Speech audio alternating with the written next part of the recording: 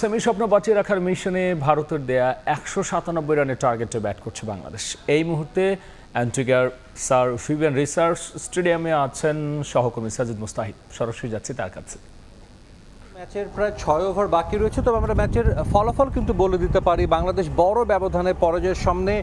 এর মধ্যে কিন্তু বাংলাদেশের ৪ উইকেট পড়ে গেছে। তবে এই ম্যাচে আমরা যেটা দেখেছি, বাংলাদেশ টস জিতলেও বোলিং নিয়েছিল আগে, অথচ এখানে কিন্তু আমরা দেখেছি আগে ব্যাট করাটা অনেকটাই সহজ ছিল এবং বাংলাদেশের অধিনায়কত্ব, যেটা আসলে বলতেন নাজমুল হোসেন শান্ত, টুর্নামেন্টের শুরুর দিকে তার ক্যাপ্টেন্সি নিয়ে অনেক সবাই প্রেস করলেও আজকের ম্যাচে কিন্তু তার ক্যাপ্টেন্সি অনেকটা পুয়ার হয়েছে। সবাই কিন্তু বলছিলেন যে যখন বাংলাদেশে বোলিং চেঞ্জগুলো করা দরকার ছিল, সেই পর্যাপ্ত বা সেই টাইম অনুযায়ী কিন্তু বোলিং চেঞ্জগুলো করতে পারেননি নাজমুল হোসেন শান্ত।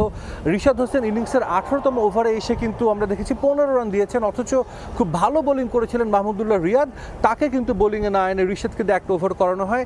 একইভাবে মুস্তাফিজুর রহমান পুরো বিশ্বকাপে যিনি ভালো বোলিং করেছিলেন, আজকের ম্যাচে ফ্ল্যাট উইকেটে কিন্তু তার বোলিংটা মোটামুটি এক্সপোজ হয়ে গিয়েছে। লাস্ট ওভারে তিনি ১৮ রান দিয়েছেন এবং এর কারণেই কিন্তু, যেটা এর আগেও বলেছিলাম, রানটা যদি ১৬০ থেকে ৭০-এর মধ্যে থাকতো, বাংলাদেশ সেটা চেস ডাউন করার কিন্তু একটা ট্রাই করতো। তবে আমরা জানি ভারতের বোলিং লাইন আপ কতটা শক্তিশালী। কুলদীপ যাদব, যিনি একাই এখন পর্যন্ত ৩টা উইকেট তুলে নিয়েছেন। জসপ্রীত বুমরা দারুণ শুরু করেছিলেন, প্রথম ওভারে একটা উইকেট তুলে নিতে পারতেন। সো বাংলাদেশের বলা যায় যে প্রতিটা ক্ষেত্রে আমরা দেখেছি যে বোলিং চেঞ্জ থেকে শুরু করে ব্যাটিংয়েও আমরা বলি যে বাংলাদেশ পরিকল্পনার মতো কিছু করতে পারেনি, যার কারণে হয়তো বাংলাদেশের বিশ্বকাপ কিন্তু যে সেমিফাইনালে খেলার স্বপ্নটা ছিল সেটা কিন্তু হয়তো বা শেষ হতে চলেছে। এই ম্যাচটা হারলেই সেই স্বপ্ন শেষ হয়ে যাবে। আরেকটা ম্যাচ বাকি থাকবে যদিও, তবে সেটা শুধু আনুষ্ঠানিকতার বাংলাদেশের জন্য, কারণ সেই ম্যাচ হারলেও বা জিতলেও সেটার ফলাফলে কোনো আসলে এই টুর্নামেন্টের কোনো কিছুতে কোনো প্রভাব ফেলবে না। বাংলাদেশের ক্যাপ্টেন, যার ব্যাটিং নিয়ে অনেক সমালোচনা হচ্ছিল, তিনি কিন্তু আজ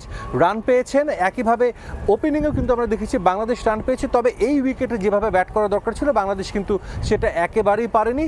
অন্যদিকে ভারত তাদের টি-20 বিশ্বকাপ ইতিহাসে সর্বোচ্চ 13টা ছক্কা হাঁকিয়েছে এক ইনিংসে এবং তানজিদ তামিম, বাংলাদেশের আরেক ওপেনার, এমন উইকেটও কিন্তু ১০০-র নিচের স্ট্রাইক রেটে ব্যাটিং করেছে। তো বাংলাদেশের এখনও লম্বা একটা পথ বাকি। নিশ্চিতভাবেই আমরা অপেক্ষা করবো শেষ পর্যন্ত কি হয়। আমার কাছে অ্যান্টিগা থেকেই ছিল সবশেষ খবর।